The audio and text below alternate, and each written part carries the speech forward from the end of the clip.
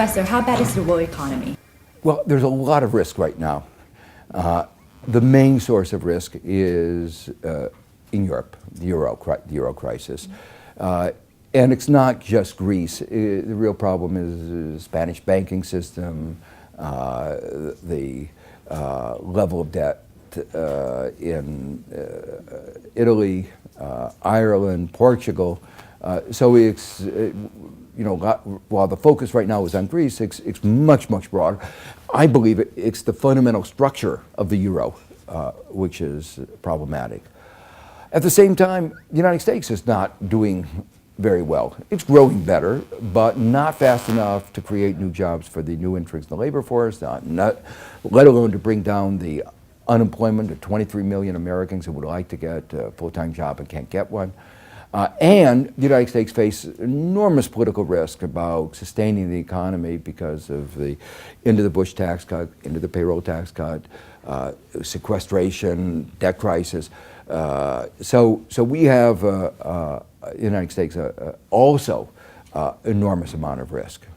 For the European crisis right now, especially Greece, how do you think it will end? This is as much politics as economics. And the politics is, will Europe provide the reforms, the kind of assistance that Greece needs?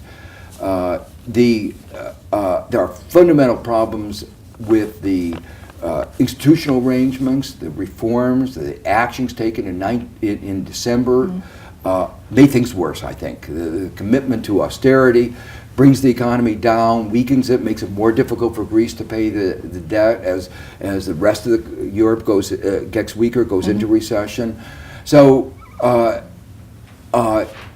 in my mind, Europe has a lot to do.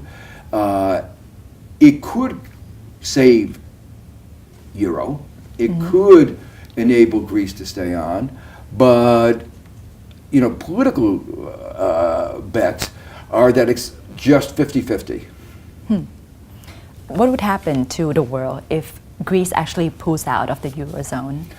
If it were only Greece that were at stake, I don't think a great deal. There'd be a lot of turmoil in the short run. It's a country of 10 million and Europe with 300 million. Right. People would have to adjust. Contracts would have to be written. The real problem is Spain, Italy, Ireland, Portugal. So the real problem is that these other countries are facing difficulties as well. And while all the attention right now is focused on Greece, if Greece leaves, all the attention will focus on the next country. And so, in my mind, it's not Greece that we need to be worried about. It's the other countries, especially the big ones like Spain, Italy. Exactly. So do you think there's a possibility of everyone reverting back to their own currency? The advantages of having a single currency are significant, but there are also significant disadvantages. And economists talk about an optimal currency area. What are the circumstances in which a group of countries can share a currency? And they're very restricted, and Europe doesn't satisfy those conditions. And it might have been able to make it work if they had enough of a common institutional framework, ability of countries doing well to help the countries that aren't doing well, but they haven't yet done that. And so there's really two directions for Europe to go: more integration or abandoning the common currency. When I say abandoning it, there will still be a core of countries that will share the euro, but it won't be the 17-nation framework that they have today. What would be the impact, if that's the case, on the world economy? I think it would be better than the situation, the direction in which they're going, which is austerity. Really? Protracted economic weaknesses in Europe. There's a trade-off. The breakup of the euro will impose a high cost, lots of turmoil, very difficult situation. But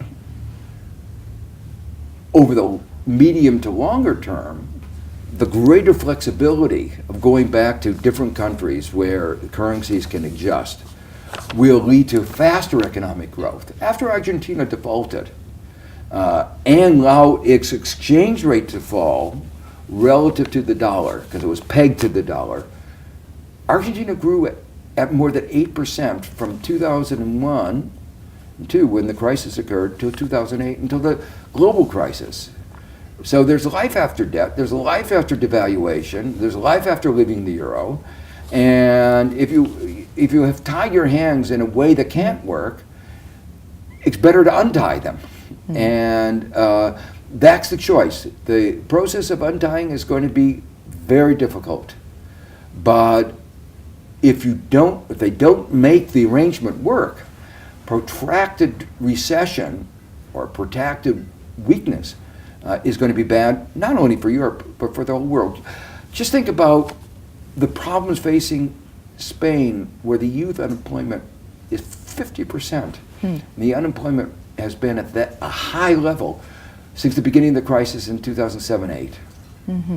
You don't seem to really agree with the European austerity measures. Why? There has been no example of a large economy, and Europe is a large economy, in which austerity has worked. There's no evidence. In fact, we have both evidence and theory that austerity brings the economy down. In the context where there is global slow growth, America is weak, the only circumstance in which austerity has ever worked is a small country where the cutback in government spending was offset by an increase in exports. But that's not going to happen across Europe, particularly in the current context. So, in economics you can never be sure, but this is an example of something that you could be almost as sure about as you can about anything in economics. Sunday, June 17th, is the election date for Greece. How the economic crisis in Greece will be solved should become clearer then. See you next week. สวัสดีค่ะ